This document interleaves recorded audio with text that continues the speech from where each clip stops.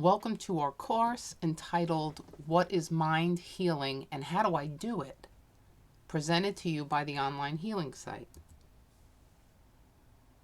So before we speak about mind healing, we first have to agree on what the definition of healing is in general. So a typical definition that you might find on the internet would be to become healthy and well again, to make sound and whole again. But as I look at this, my questions are, how can we fix what was never broken to begin with? And how can we make whole that which is already whole? So what do I mean by that? Well, we have to first define who we are. This is absolutely crucial to this point, to this subject matter. Who are we at our core? Do we define ourselves as flesh and bones? I mean, certainly we can feel our flesh and bones. We can see our flesh and bones in the mirror. Or are we divine? If we are divine, is it possible to be anything less than whole? If we're divine, is it possible to not be at ease? If the answer to both of these is no, then we must already be whole. We must therefore already be healed and well. And since we're made of divine substance, our core is immutable and unchanging. That's to say, what is ours at our core cannot be changed and altered in any way. It was that way yesterday, it's that way today, and it'll be that way tomorrow and forevermore. If we are whole, we can't also be whole's opposite, which is sick, ill, diseased, or lacking in any way. If we can't be sick or ill or lacking, why do we perceive that we are at some times? Why do we believe in our diagnosis and our conditions? Well, the answer to that is because that's how we choose to view ourselves and show up in this world as physical beings, having a physical experience.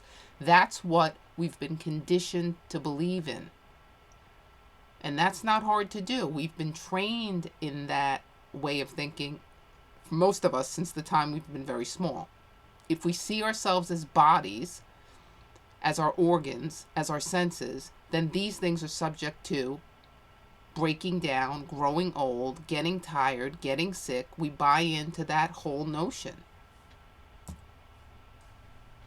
If, on the other hand, we choose to see ourselves from the vantage point of our higher being, our ultimate and true reality, we can claim, inherit, and adjust to, and come into alignment with all that we actually are: whole, well, healed, at ease, peaceful, unlimited, and all else that we might define as good.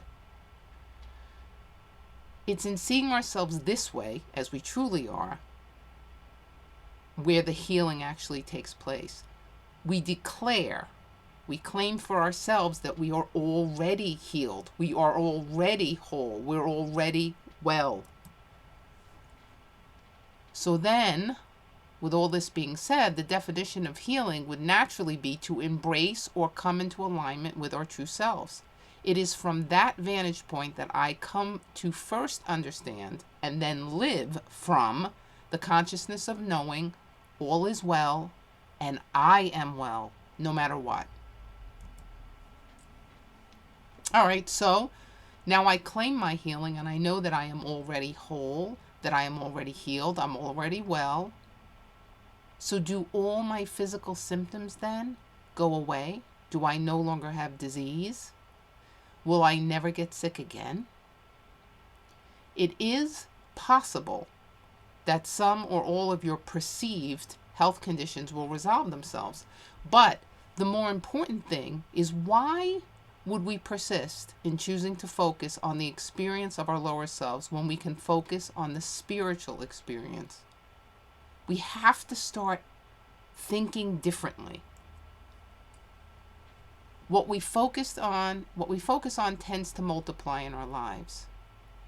If we focus on perceived diseases, the body or our senses in general, then that level of consciousness starts to take center stage for us. It starts to become the focus. On the other hand, if we start to focus on our divine essence and the truth about our actual nature, the disease, the lack, and the harm no longer become a reality for us. There is no place for that within the context of a divine experience. Doesn't exist. So we will inevitably, if we focus on that, bring more opportunities to demonstrate these things in our lives. This brings us to mind or divine healing and its definition. So we'll define mind healing then as employing our mind to align ourselves with what is true and what is real in the ultimate sense, our divine nature, to bring about the demonstration of divine qualities in greater measure during this incarnation or lifetime. As a natural byproduct of this orientation or level of consciousness, we will demonstrate more of our divine nature. That is all that is good. And when we say good, we mean the qualities, expressing the qualities of the divine: wholeness, abundance, peace, joy, love, and all the rest. So if we demonstrate more of what is good, we naturally start to demonstrate less of the things of this world, of our senses, that we experience through our senses: lack, limitation, illness, sickness, etc. Okay, so you may be asking, if this is true, if all you have said up until this point is true, how come saints and mystics and lamas and evolved souls get ill from time to time? Some of them quite critically. They certainly are on a path of aligning and realizing their true being. Are they not?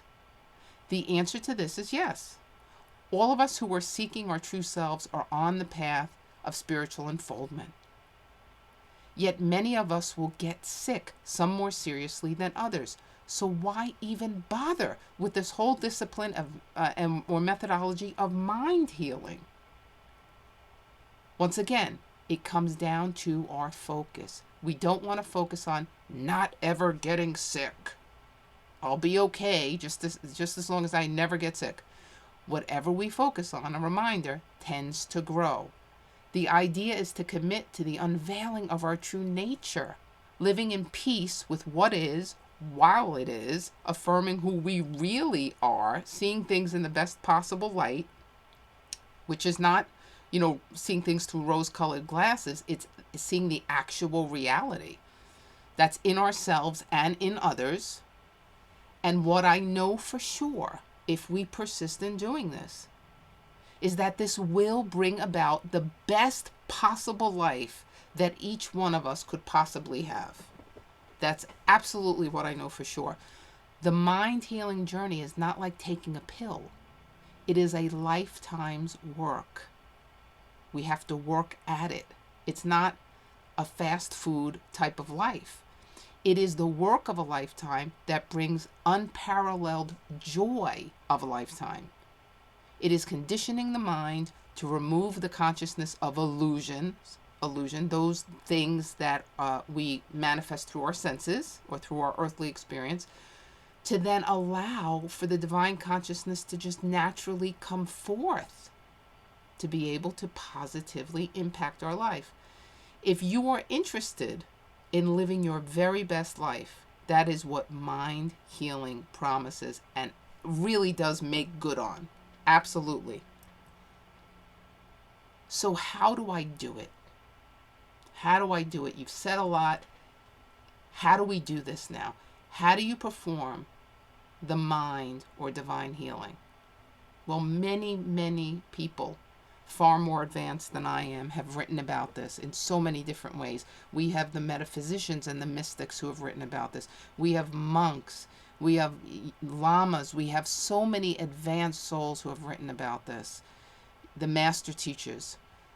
But it basically comes down to 2 points. I distill it down to 2 points. We must engage in activities that will condition or retrain the mind to, first of all, accept our divine inheritance in nature. Know that that's who we are at our core, at our essence. And then secondly, align our thoughts and actions to our divine inheritance and nature.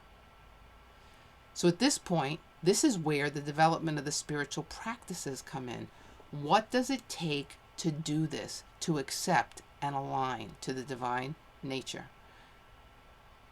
It comes down to commitment and discipline. But worry not, we all have the skills to do this. None of us does this perfectly. The important part is to start. Start your practice. Start this wonderful journey of exploration and development. If you need help in developing a spiritual practice, please either take the courses on our site about meditation and prayer as a starting point, consult the learning portal, there'll be more information up there about that, it'll be abundantly clear, or feel free to set up a spiritual coaching session with me. I'm happy to help in any way that I can. The most important part of the spiritual program you design for yourself is carrying it forth and letting it infiltrate all the areas of your life. It's in this activity that you will realize the greatest benefit. After you're done meditating in the morning, carry through your intentions throughout your day and throughout your life, and let that activity, that meditation, that spiritual discipline come back to soften your life.